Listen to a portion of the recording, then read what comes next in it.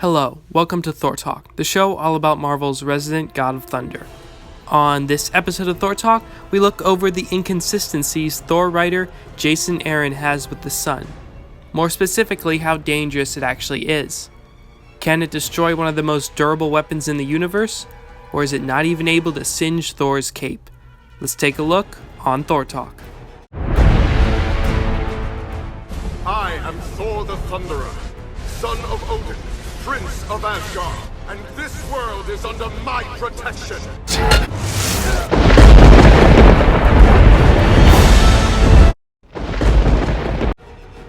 The sun is hot and destructive, but it's never really been a problem for Thor or other superheroes with similar power levels.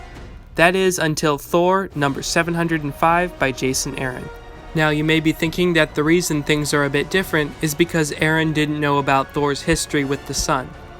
That it's just another comic book writer who couldn't keep up with decades of comic history, and his own interpretation just so happens to make the sun a bit more dangerous than it was in past iterations.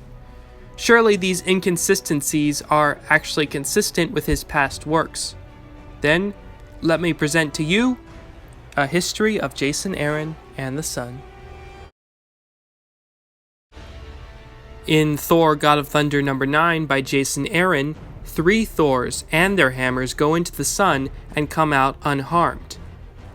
Future Thor, present Thor, and past Thor are fighting Gorr the God Butcher. Future Thor blasts Gorr towards the sun, and present Thor tells his past and future selves to follow Gorr into the sun.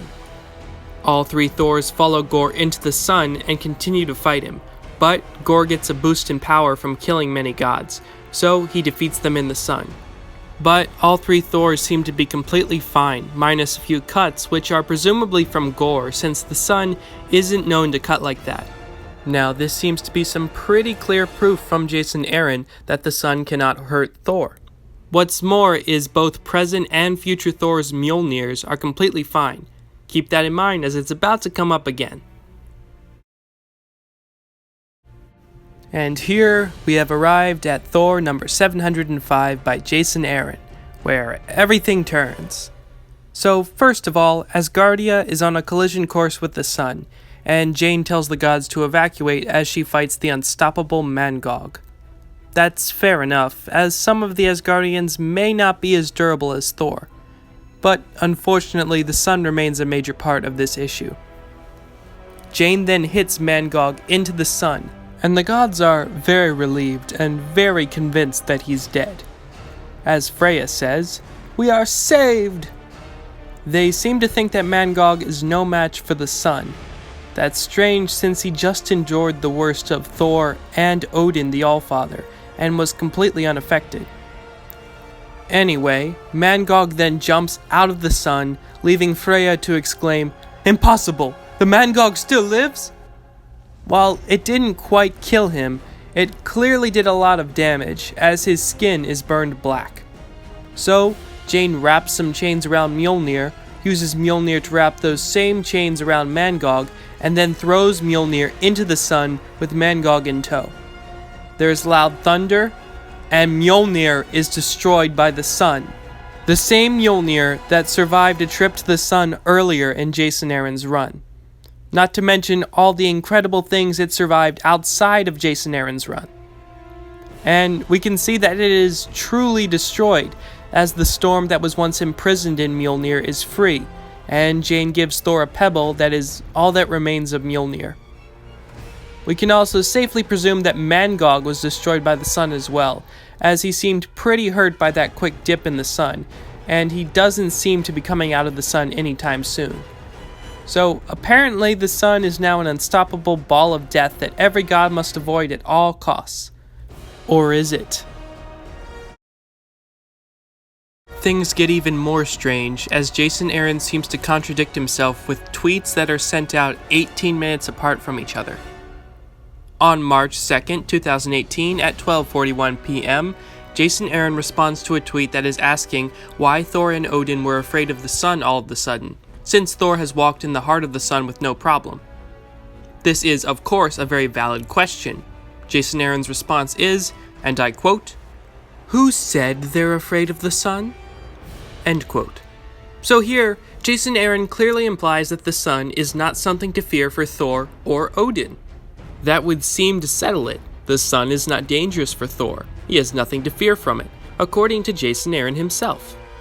But on March 22nd, 2018, at 12:59 p.m., 18 minutes after he implied that Thor and Odin had nothing to fear from the sun, Jason Aaron posts this, and I quote again, "I hate explaining something from a story.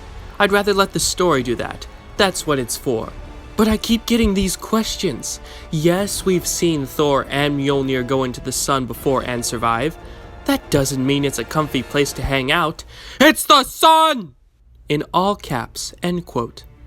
So here, he's clearly saying that Thor should be afraid of the sun, which seems to directly contradict the tweet he sent out 18 minutes ago.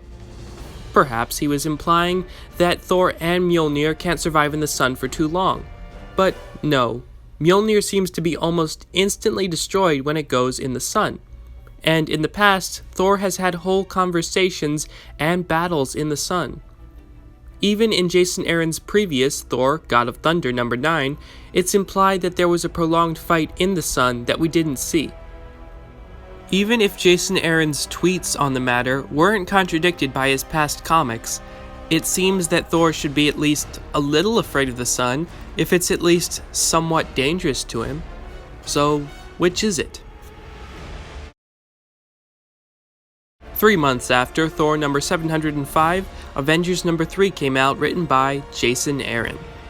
In this issue, Loki has teamed up with some Dark Celestials, and to stop them, Captain America sets off some warp grenades to transport them to the sun. You may think that this would stop the Dark Celestials, but it does absolutely nothing to them, which is actually fine. They may be more durable than Mangog and Mjölnir. They are Celestials after all. But someone else is in the sun with them. Loki and Captain America. Loki is using a magic force field to protect himself and Captain America from the sun, and it's holding up very well. Keep in mind that Loki had seconds to cast a spell to protect himself, and he didn't even know that the warp grenades were going to take him to the sun. Not to mention that Loki and Captain America are literally hanging out in the sun. So, this means that Loki can make a split-second magic shield more durable than Mjölnir and Mangog. The same Mjölnir that was completely unaffected by a head-on collision with a planet-destroying bomb. If Loki's shields are so strong, how is Thor ever going to land a hit on him? How is anyone ever going to land a hit on him? Loki is either all-powerful, or the sun is inconsistent. So, either we are being deceived and Mjölnir wasn't destroyed by the sun, or Jason Aaron genuinely forgot about past works where both Thor and Mjölnir were okay in the sun. I mean, it would be one thing if Thor's survival in the sun was only from issues in the 80s, but the fact that Thor and Mjölnir survive in the sun in his own issue is inexcusable. He wanted to have a situation where Jane could die in a way where she could be brought back, where Mjölnir could be destroyed so Thor could be unworthy and still have a hammer, and an easy way out to stop Mangog. Basically, he lazily chose the sun as a plot device without considering the repercussions or past stories. It's honestly hard to believe that this man wrote the God Butcher storyline.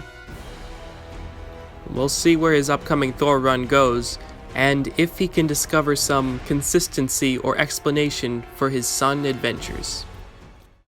Well, that's all for this episode of Thor Talk. If you want to keep up with and support Thor Talk, simply subscribe.